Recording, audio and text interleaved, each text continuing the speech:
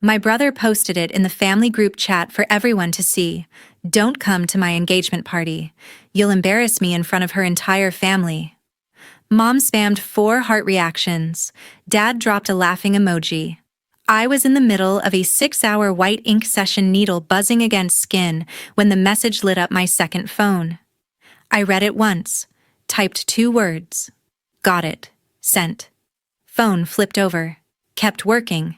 I'm Rylan Gates, 32, the henna and white ink artist that half the Vegas strip books solid for months.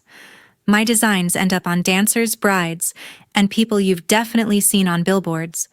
But to my own family, I've always been the dirty secret, the one they pray doesn't show up in photos. I thought that message closed the door for good. I was dead wrong.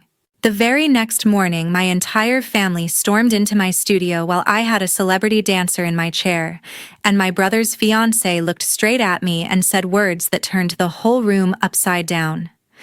If you've ever been told you're not wanted at your own brother's biggest night, you need to hear what happened next. Drop your story in the comments, smash subscribe, and turn on notifications, because this one goes from 0 to chaos real fast. Let's dive in.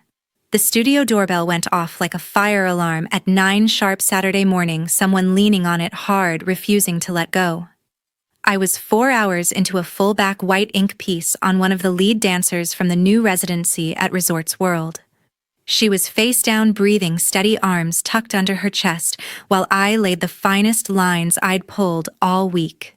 The second the door slammed open, every head in the place turned.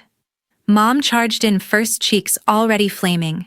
Dad followed, shoulders squared like he was walking into a business meeting he didn't want. Cohen came next, hair-styled white linen shirt, screaming influencer brunch, and a woman I'd never seen before stepped in. Last designer sunglasses pushed up into her hair, eyes wide, taking in the neon and flash walls. Mom didn't wait for the door to swing shut. Your grandfather just called the house. In a panic, she barked loud enough that the dancer flinched under my needle. He saw the family group chat and demanded to know why his granddaughter isn't invited to Cohen's engagement party. Do you have any idea how embarrassing that phone call was? The 2 clients on the velvet couch reached for their phones at the exact same second. The dancer lifted her head an inch. Everything okay, Rylan? I kept the machine running, wiped, dipped more ink. Keep breathing for me, babe. Dad stepped up beside Mom, arms folded tight. One message and you had to drag the whole family into it. Couldn't just let it go. Cohen scanned the room like he'd walked into the wrong building, lips pressed thin. The woman next to him suddenly stopped dead. She stared at my half-finished piece, then at the portfolio wall, then straight at me. I didn't look up. I sent 2 words. That's it. Mom opened her mouth again, louder this time. 2 words that made your grandfather think we're ashamed of you. The woman cut in, voice sharp with recognition. Hold on, you're Rylan Gates. She took 3 fast steps closer, eyes locked on the white ink blooming across the dancer's skin. The Rylan Gates. The one who did the custom henna sleeves for the entire cast of the new Cirque show. The white ink ribs that were all over Billy's stories last month. The dancer on my table grinned into the padding. That's exactly who's tattooing me right now. 6-month waitlist. The woman's mouth actually dropped open. I've been trying to book you for 14 months. Your work is literally my entire inspiration board. Cohen's jaw went tight. Farrah, this isn't the time. So that was Farrah. Mom waved both hands like she could erase the last 20 seconds. It doesn't matter what she does on the internet. The point is, you made your grandfather think we're hiding something. I set the machine down, grabbed a clean towel, wiped the skin carefully. You are hiding something. You put it in writing, in the family chat. With receipts. Dad snorted. We were protecting Cohen's brand. This party is a big deal. Farrah's family expects a certain image. Farrah turned slowly to Cohen. Wait. You told your own sister, the artist I've been obsessed with for years, not to come to our engagement party. Cohen shot her a warning look. Babe. One of the waiting clients had her phone up now, red dot blinking. Another was live on TikTok, I could tell by the angle. Mom kept going. We didn't drive over here to be put on display in your little tattoo shop. We came because you're making us look like monsters to the entire family. I picked the machine back up, checked my line, restarted the pedal. You made yourselves look like that the second you hit send. Farrah ignored Cohen, tugging at her elbow, and walked all the way to my station. She leaned in, studying the detail I was shading along the dancer's spine. This is unreal. The way the white sits on her tone, I've never seen anyone pull that off. Cohen's voice dropped. Farrah, stop. She straightened, looked him dead in the eye. Did you know who she was this whole time? He hesitated. 1 second, 2. The room went completely silent except for the low buzz of my coil and the soft click of phone shutters. Farrah's gaze flicked back to me, something shifting fast behind her eyes. Mom started talking again, words piling on top of each other, but they blurred into background noise. Dad tried to cut in. Cohen stood frozen. I dipped more ink, pressed the pedal harder, and kept working. The dancer exhaled like she was bracing for round 2. Phones were out everywhere now. Someone whispered, "This is going viral." Another voice laughed under their breath. "Vegas drama stays in Vegas, my ass." Farrah didn't move from my station. She just watched me shade, watched the design come alive, and didn't say another word. Yet, I hadn't even grabbed a clean wipe when Dad cut straight through the silence. "We're still 20,000 short to lock the rooftop by Monday," he said, holding his phone up like he was already waiting for the QR code to scan. "Plus another 9 for the full floral package. The vendor needs it wired today or the entire date is gone. Just send it now, Rylan." Mom didn't miss a beat. "You've always covered the big stuff. No one even has to know it came from you." The dancer on my table stopped breathing for a second. One of the girls on the couch actually let out a small whoa under her breath. I set the machine down, peeled my gloves off slowly, and dropped them in the bin. "No," I said. Dad blinked twice. "What?" "No money. Not 20,000. Not 9,000. Nothing." Mom's face went white, then red. "You cannot be serious right now. I'm dead serious." I looked at Cohen. "I'm done being your bank." Cohen stepped forward, voice low and tight. "This rooftop is the launch of my entire rebrand. One canceled venue and every sponsor walks." "Then let them walk," I said. "Maybe you'll finally learn how to pay for your own life." Dad switched to the calm, reasonable tone he used when he really wanted something.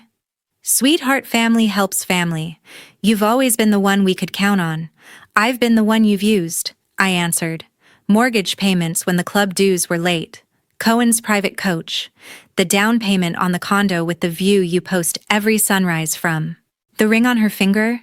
You told everyone you bought yourself. All me. 9 straight years."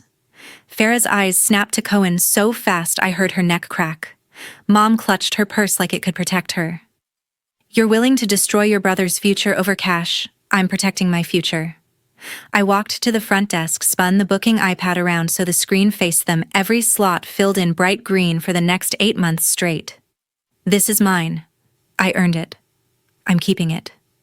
The dancer sat up slowly, holding the sheet. "I can come back any day if you're staying right there," I told her. Then I turned back to them. "You're the ones leaving." Cohen's jaw flexed. "You're doing this in front of your clients." "You did this in front of my clients," I shot back. "You don't get to storm into my studio and demand 30 grand like I owe you air." Dad tried again, softer. "Think about what you're throwing away. I've thought about it every single time I transferred money I worked 60-hour weeks for." I walked straight to the door and opened it wide. "Out. All of you." Mom's voice cracked. "This is insane." Farrah spoke for the first time, barely audible. "Cohen, everything she just said, is it true?" He opened his mouth. Nothing came out. I pointed through the open door. "Now." Dad gave me one last disappointed dad look. "You're going to regret this. I regret not doing it sooner." The 2 waiting clients stood up at the same time, forming a quiet line behind me like backup I didn't even ask for. The dancer gave me a small, fierce smile. Cohen stared at me for 5 full seconds, something raw flashing across his face, then turned and walked out. Mom followed, muttering the entire way. Dad paused on the threshold, shook his head once, and left. Farrah was last. She stopped inches from me. I had no idea, she whispered. I know, I said. She walked out. I shut the door, flipped the deadbolt, turned the sign to closed on a Saturday for the first time in 3 years, and stood there for a moment listening to the sudden, perfect quiet. The dancer broke it. Girl, that was the most savage thing I've ever witnessed. I exhaled, walked back to my station, picked up the machine, and smiled. My hands weren't shaking. Not even a little. The night of the official engagement party, the entire city was blazing with light. I shut my phone down at 6 sharp, locked it inside the safe, and turned my studio into a completely different universe. Every neon sign I normally keep dim for sessions now burned hot, magenta, cyan, and violet across the ceiling. Jenna had arrived at 4:30 with 3 of the hottest resident DJs from Omnia and XS, and by 8, the place was at capacity, over 150 dancers, showgirls, aerialists, magicians, photographers, resident headliners, even 2 Cirque directors who'd canceled their own dinners. The second word spread. Someone had commandeered champagne from the Bellagio's magic show, and it flowed on silver trays like water. My fog machine synced to the kick drum, rolling thick clouds that caught the strobes and turned the room into a living heartbeat. Every single flash sheet on the walls was backlit like museum pieces. Jenna found me beside the freehand henna bar, pressed a chilled flute into my hand, and raised hers high enough for the whole room to see. To the woman who finally said no and meant it, she announced. To Rylan Gates, the baddest artist on the strip. Every glass in the building went up. The lead dancer from the new Jubilee revival, the one whose white ink ribs had broken the internet, climbed onto my rolling tray table like it was a stage. To the queen who books 18 months out and still makes every single one of us feel like her only client. The aerialist whose full-back phoenix I'd finished last month cupped her hands around her mouth. To the artist who turned skin into goddamn art, the chant started small, then swallowed the room. Rylan, Rylan, Rylan. The DJ dropped the bass so hard the mirrors rattled. Phones shot up, flashes popping like paparazzi. Someone handed me another flute and I drank it without tasting it. A 6'7" magician in half his stage costume grabbed the mic next. To never again letting anybody treat you like their personal ATM, the roar that followed almost blew the windows out. Jenna spun me under the lasers, laughing so hard her eyes watered. This is your engagement party, babe, the one you actually deserve. I was pulled into the center of the cleared floor, surrounded by bodies moving like liquid light. A drag queen I'd done white lace thigh pieces for last summer snatched the mic from the DJ booth. To the sister who built her empire one needle at a time and never let anyone dim her shine. Another dancer, still in rehearsal sweats, jumped on a tattoo bed and screamed. To the family that shows up because they love you, not because they need your Venmo. The entire room lost it. Hands were on my shoulders, my waist, my arms. People I'd worked on for years, people I'd only met tonight, all of them grinning like we'd known each other forever. Someone draped a crown made of LED wire over my hair. Someone else slipped a fresh bottle into my hand. The headliner, whose 40-hour back piece had trended globally, wrapped her arms around me from behind. We've got you, Rylan. Tonight and every night. Another voice cut through the noise, golden child, who, the laughter that exploded was pure, reckless joy. Jenna leaned in, her forehead against mine. Feel this. This is what real family feels like. I looked around at every glowing face, every design I'd ever put on skin now moving under my lights in my space with my people. No guilt, no demands, no pretending. The beat dropped into something filthy and slow. The dancers formed a circle around me, hips, rolling arms tracing the air, every piece of art I'd ever created coming alive at once. I threw my head back and let the music take me completely. For the first time in my entire life, I wasn't bracing for the next hit. I was home. The roll-up door got kicked in so hard just before midnight that the entire frame rattled like it was coming off the hinges. The track cut instantly. Fog hung frozen in the beams. Every colored light in the studio painted Cohen's face furious red as he stormed through the opening, Mom and Dad right on his heels, still in their rooftop party finest, now wrinkled and wild-eyed. Cohen's tie was gone, shirt half-open, hair plastered with sweat. He shoved past two dancers and roared into the silence. "Where the hell is Farrah? She walked out of our own party right before the cake. Because of you, 200 phones shot up at once, red dots blinking like a swarm." Mom took one look at the champagne, the neon, the crowd, and screeched, "You threw a rave while your brother's engagement imploded." Dad tried to grab Cohen's arm. "Son, let's take this outside." Cohen jerked free and kept coming straight at me. "Videos from this morning are everywhere. She saw everything. She told 400 guests she needed air and vanished. I stayed dead center of the circle, LED crown, still glowing arms loose at my sides. A Cirque headliner stepped half in front of me. Back up, pretty boy." A 6-foot drag queen in platform boots folded her arms. "You're interrupting a celebration, sweetheart?" Cohen didn't even glance at them. "Call her Rylan. Right now. Tell her you exaggerated. Tell her it was a misunderstanding." The room went so quiet I could hear the ice melting in abandoned glasses. Then the side door opened again, slow and deliberate. Farrah stepped in alone. Emerald silk dress, diamonds, flashing hair, not one strand out of place, but her face was carved from ice. She stopped 10 feet from Cohen, looked him dead in the eyes, and spoke loud enough for the cheap seats. "The wedding is off." You could have heard a sequin hit the floor. Cohen spun toward her. "Baby, no." She slid the ring off her finger, calm, deliberate, and placed it on the nearest rolling tray like she was dropping off dry cleaning. "I just listened to 9 years of Venmo records. I listened to your parents beg your sister for 30 grand this morning like it was pocket money. I listened to you lie to my face about every single dollar. I'm done." Mom lunged forward, mascara already running. "Farrah. Honey, he's just upset." Farrah turned on her so fast Mom actually flinched. "Don't honey me. You used her like a credit card and treated her like garbage. You don't get to speak to me." Dad tried the calm adult voice. "This is a private family matter." Farrah laughed cold and sharp.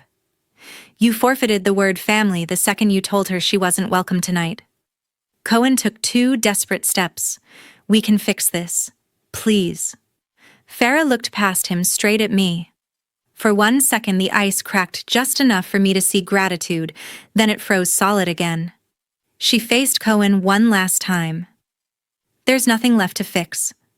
We're done." She walked through the parted crowd, heels clicking like gunshots, and disappeared out the side door without looking back. Cohen stood frozen, staring at the ring sitting alone on the tray. Mom started wailing loud enough to wake the dead. Dad grabbed Cohen's shoulder, trying to steer him out.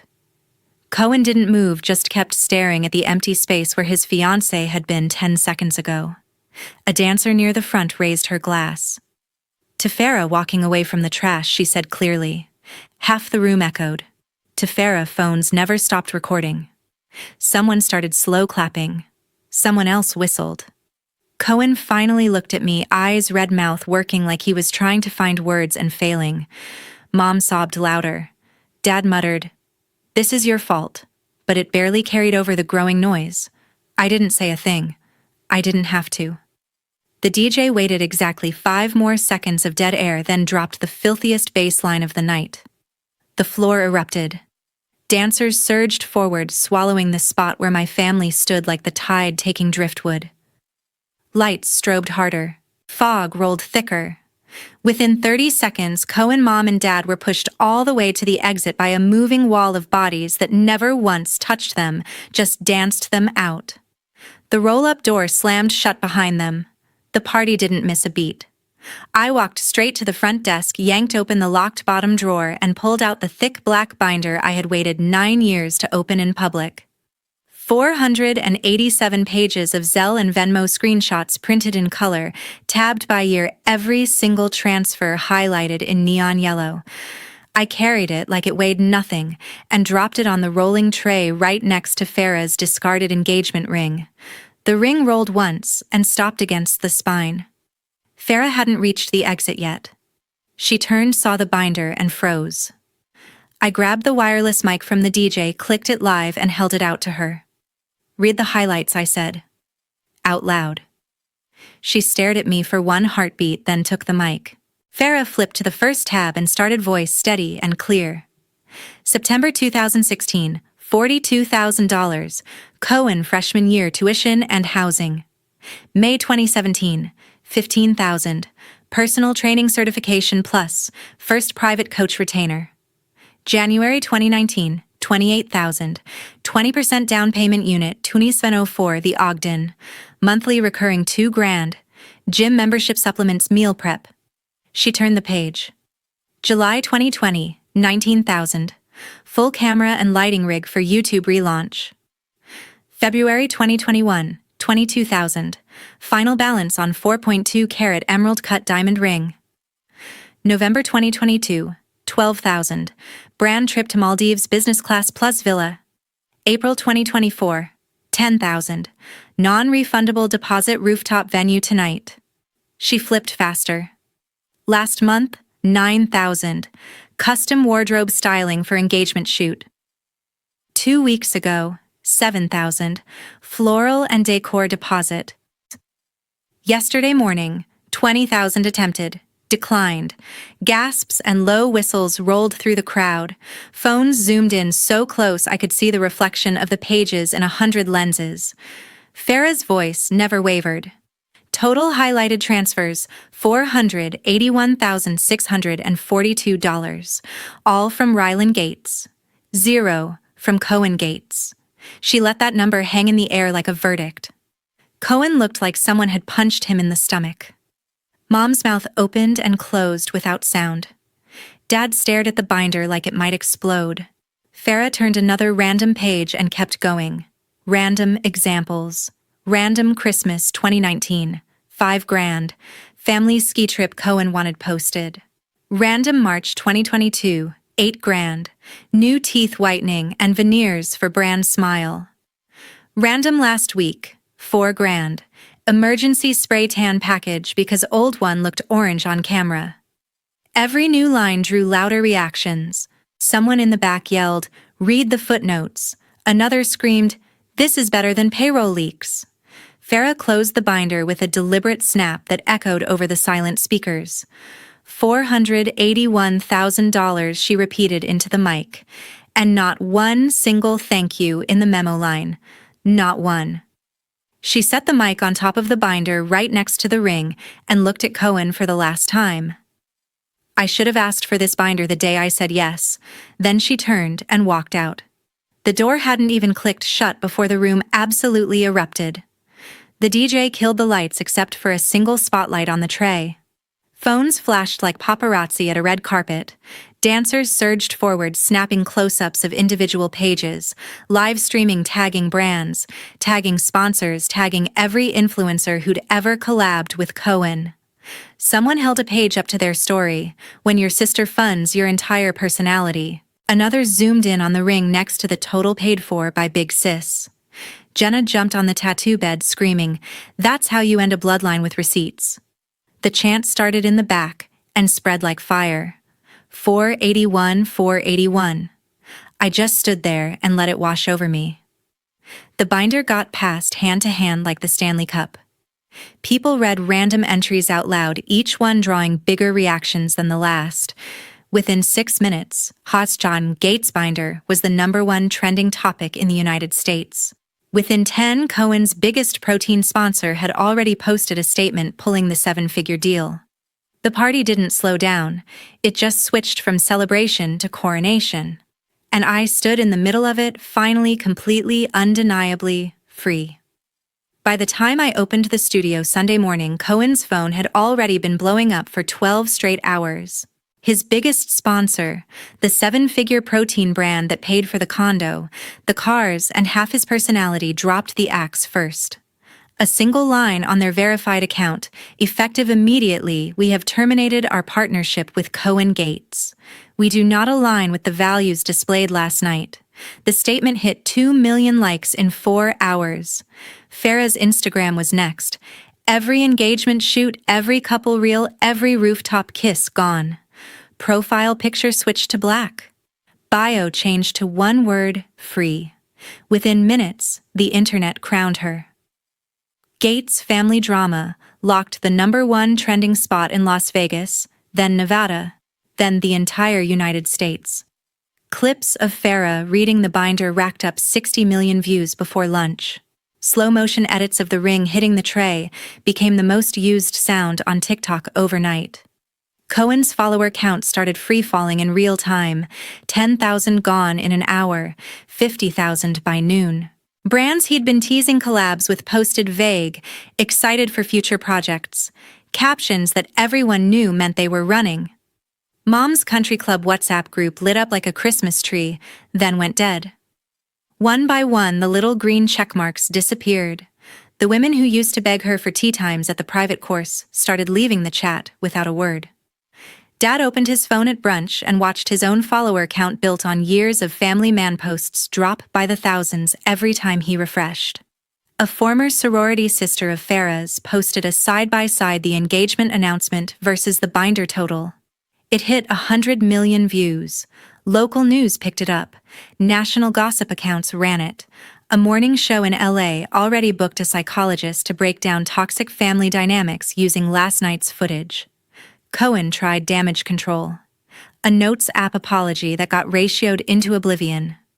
A tearful story claiming context was edited out. Every reply was a screenshot of a different transfer. By 3 in the afternoon, his manager stopped answering calls. By 5, the condo building's Instagram quietly deleted every post that had ever tagged him. By 7, the country club removed mom and dad from the member directory pending review. I sat on my couch with Jenna, feet up, watching it all burn in real time while eating takeout ramen. Jenna kept refreshing the trends. They're calling it the fastest public cancellation in Vegas history. I shrugged. 9 years in the making. Another notification pinged. Farrah posted one news story, a single photo of the empty ring box in the trash captioned receipts attached. The internet lost its mind all over again. Cohen's last public move was a single tweet at 2:13 a.m. Family is complicated. It got quote tweeted by every major outlet with the binder pages underneath. I turned my phone off, poured the last of the broth, and went to bed. For the first time in almost a decade, no one needed anything from me, and no one ever would again. 1 year later, grand opening day of the new Studio Dead Center on the Las Vegas Strip. The place is double the size of the old 130-foot ceiling's panoramic windows facing the Bellagio fountains, a 25-foot neon phoenix blazing across the entire back wall, 14 private suites, a dedicated henna lounge, and a rooftop deck already booked for flash events 6 months out. The line started forming at 6:00 a.m., and by 10 it snaked past 3 casinos. Jenna stood at the velvet rope with a gold iPad turning away walk-ins while paparazzi fought for shots of the new sign, Gates Inc., Las Vegas in electric violet. I was in the centerpiece chair finishing a white ink sleeve on a Grammy-winning DJ when my phone lit up on the metal tray. Unknown number. One message. Sister, please help me. I truly have nothing left. I read it once. My thumb hovered for half a second. Blocked. Phone back face down. I hit the master switch on the wall. The phoenix ignited in waves of magenta and cyan, flooding the entire strip-visible studio in color. The crowd outside lost their minds. Cameras flashed like lightning. The DJ under my needle looked up and laughed. That sign is straight fire. You haven't seen it at night yet, I said, dipping fresh ink. Doors officially opened at noon. By 12:07, we were sold out for the next 16 months. Deposits poured in faster than the system could refresh. Champagne corks flew. The rooftop DJ dropped the opening track, and the building shook. Farrah slipped past security at 2:30, sunglasses on, grin wide, arms open. I met her halfway, and we hugged like we'd been friends for decades. You did it? she whispered. We did it, I corrected. We took one photo under the Phoenix, posted it, and watched the likes hit 1 million in 6 minutes. By 4, the local news helicopter circled overhead for the evening segment. By 6, the digital billboard across the street flipped to the new campaign, My Face, the Phoenix, the line, built from scratch. Never borrowed. By 9, I was still tattooing hands, rock-steady music, pulsing every suite packed with clients who chose me because they wanted the best, not because they needed a bailout. No frantic calls, no guilt trips, no last-second Venmo requests. Just the clean hum of the machine, the glow of fresh white ink on skin, and the sound of my name being chanted by people who actually meant it. I wiped the final line, held up the mirror. The client stared, eyes glassy. It's the most beautiful thing I've ever seen. I smiled, snapped off my black gloves, and looked around at the empire I built on my own talent, my own terms, my own money. Cohen's pathetic message was already erased from the universe. I killed the station light, cranked the main neons 1 notch brighter, and called the next name on the list. The Phoenix burned hotter than the desert sun, and I never looked back once.